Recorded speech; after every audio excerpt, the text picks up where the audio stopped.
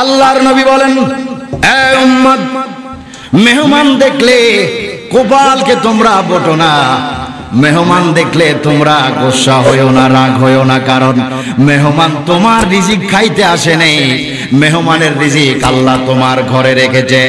এ উম্মত, যদি মেহমানকে যদি মেহমানদারি আপ্যায়ন যদি সুন্দর মতো করাইতে পারো রে উম্মত, 5 জনের মেহমানদারি যদি করাইতে পারো, 500 মেহমানের মেহমানদারির বরকত আল্লাহ তোমার ঘরে দান করবে। জোরে বলুন সুবহানাল্লাহ।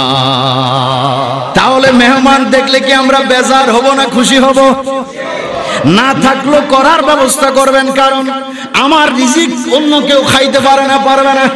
আমার রিজিক আমার জন্য। মেহমান যদি আসে মনে করতে হবে মেহমানের খানা, মেহমানের রিজিকটা আমার ঘরের মধ্যে আল্লাহ পাক রেখেছে, নয়তো রাখতেন না।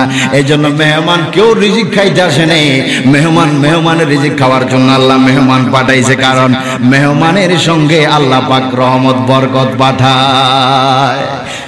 আল্লাহর নবী সাহাবী হযরতে ওসমান গনি জিন্নুরাইন রাদিয়াল্লাহু তাআলা আনহু, তিনি বড় ধনী সাহাবী ছিলেন, বনিদা সাহাবী ছিলেন। ভাইরা আমার, আল্লামা আশিক রাসূল মাশুক ইলাহি হযরতে আব্দুর রহমান সুফুরি শাফি রাদিয়াল্লাহু তাআলা আনহু নুজহাতুল মাজালিসের মধ্যে বলেন, তারিখে মুহাম্মাদের মধ্যে এই হাদিস খানা রয়েছে। হযরত ওসমান গনি রাসূল পাককে ডাক দিলেন, ইয়া রাসূলুল্লাহ, ইয়া হাবিবাল্লাহ, আমার মনে চায় আমি ওসমান একটু আপনি সহ সকল সাহাবায়ে কেরামকে আমি একটু দাওয়াত খাওয়াবো। জোরে বলুন সুবহানাল্লাহ। এটা সুন্নাত, যাওয়া সুন্নাত। রাসূল কবুল করলেন। মদিনাতুল মুনাওয়ারার সাহাবায়ে কেরামদেরকে নিয়ে রাসূল ওসমান গনির বাড়ির মধ্যে চলে গেলেন, দাওয়াতটা খাইলেন, সুন্দর মতো সবাই খাইলেন। হযরত আলীও সেখানে গেলেন, দাওয়াতে গেলেন, দাওয়াত খাইলেন। কিন্তু হযরত আলী দাওয়াত খেয়ে ঘরের মধ্যে আসলেন, হযরত আলীর চোখে পানি, হযরত আলী চক্ষু মোবারকে পানি কাঁদতেছেন। হযরতে ফাতেমা বলে, স্বামী তুমি কেন কাঁদো? তোমার চোখে কেন পানি? তোমার চোখের পানি তো আমি ফাতেমা সহ্য করতে পারি না। হে স্বামী, তুমি কেন কাঁদো? কারণ ওসমান গনি রাসূলকে দাওয়াত দিয়ে দাওয়াত খাওয়াইছে, সাহাবায়ে কেরামদেরকেও দাওয়াত খাওয়াইছে। ও ফাতেমা রে, আমি আলীর যদি টাকা থাকতো, আমি আলীর যদি পয়সা থাকতো, আমার তো ইচ্ছা হয়, আমার তো মনে চায় রাসূলকে দাওয়াত দিয়ে আমি একটু দাওয়াত খাওয়াই। সুবহানাল্লাহ। আমার ইচ্ছা হয়, কিন্তু তৌফিক নাই, কিন্তু ক্ষমতা নাই। কিভাবে আমি দাওয়াত খাওয়াবো? আল্লাহু আকবার। হযরত ফাতেমা বলে, স্বামী, হ্যাঁ স্বামী, আফসোস করার কিচ্ছু নাই স্বামী গো। ওসমান গনি যদি রাসূলুল্লাহকে দাওয়াত খাওয়াইতে পারে, ওসমান জিন্নুরাইন যদি আল্লাহ নবীকে সাহাবায়ে কেরামদেরকে নিয়ে যদি দাওয়াত খাওয়াইতে পারে, আমি ফাতেমা কেন দাওয়াত খাওয়াইতে পারবো না? আপনি এক্ষুনি যান, রাসূল পাককে দাওয়াত করেন। মক্কা মদিনার যত সাহাবী আছে সকল সাহাবীদেরকে নিয়ে যাতে আল্লাহ রাসূল আমার বাড়ির মধ্যে দাওয়াত খাইতে আসে। জোরে বলুন সুবহানাল্লাহ। কিন্তু ঘরে কিচ্ছু নাই, ঘরে কিছুই নেই, কি খাওয়াবে? এখানে একটা বিষয় ফলো করতে হবে, লক্ষ্য করতে হবে।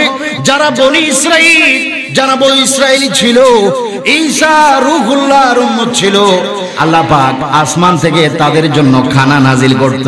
সুবহানাল্লাহ। কোরআনের আয়াত, তাদের জন্য আসমান থেকে খানা নাজিল করত, খানা পাঠাইতো। যদি আল্লাহ পাক আসমান থেকে বনি ইসরাইলের লোকদের জন্য যদি খানা পাঠাইতে পারে, আল্লাহ পাকের প্রিয় বন্ধুর কন্যা, আল্লাহ পাকের প্রিয় ফাতেমার জন্য আল্লাহ চাইলে জান্নাতি খানা পাঠাইতে পারে কিনা? আরো জোরে বলুন, পারে কি পারে না? আরো মহব্বত দিয়ে বলেন, পারে কিনা?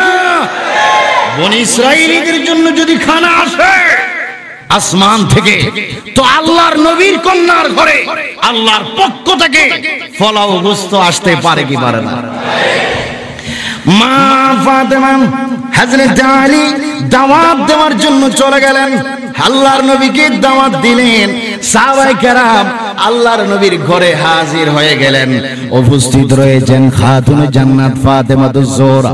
চুলার উপরে খালি পাতিল বসাইয়া দিয়া হযরতে ফাতেমা নামাজের মুসল্লা নিয়ে একটা ঘরের রুমের কর্নারে চলে গেলেন। ঘরের মধ্যে ভিতরে গিয়ে খাতুনে জান্নাত নামাজের সিজদায় পড়ে গেল। সুবহানাল্লাহ। আল্লাহকে বলে, আল্লাহ হ্যাঁ প্রভু, আমি তোমার হাবিবুল্লাহর কন্যা ফাতেমা, দাওয়াত দেওয়া সুন্নাত, লওয়া ওয়াজিব, কিন্তু রব্বুল আলামিন রে মেহমানদারি করার মতো তেমন আমার কোনো সাধ্য নেই। কিন্তু তোমার বন্ধুকে দাওয়াত আমি দিয়ে ফেলেছি স্বামীর মাধ্যমে। তোমার বন্ধু আমার ঘরের মধ্যেই বিদ্যমান। সাহাবায়ে কেরাম নিয়ে খালি পাতলি চুলার উপরে বসানোর দায়িত্ব ছিল আমার। আর জান্নাত থেকে জান্নাতি খানা পাঠিয়ে দিয়ে তুমি খালি দেখছি ভরপুর করে দায়িত্ব হচ্ছে তুমি আল্লাহর। সুবহানাল্লাহ। আরো চিৎকার দিয়ে বলুন না সুবহানাল্লাহ। আল্লাহ তোমার ইজ্জতের কসম, আল্লাহ আমি ফাতেমাতুজ জোহরার ইজ্জতের দোহাই দিলাম রে আল্লাহ, যদি রাসূল আমার ঘরে এসে খালি মুখে যদি সাহাবায়ে কেরাম নিয়ে ফেরত চলে যায় আমার বেইজ্জতি হবে। আমার ইজ্জতের দোহাই দিয়ে তোমার কাছে বললাম আমার খালি ডেক্সিটা খানায় দিয়ে ভরপুর করে দাও।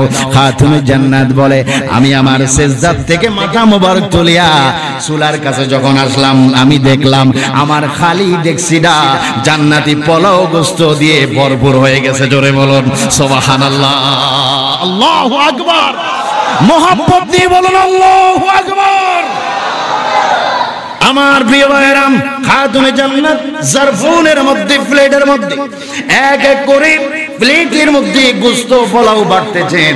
জান্নাতি খানা বাড়তে বাড়তে সাহাবায়ে কেরাম খাইতে খাইতে খাইতে খাইতে সাহাবায়ে কেরাম তৃপ্তি মতো খাইলেন, তৃপ্তি মতো খাইলেন।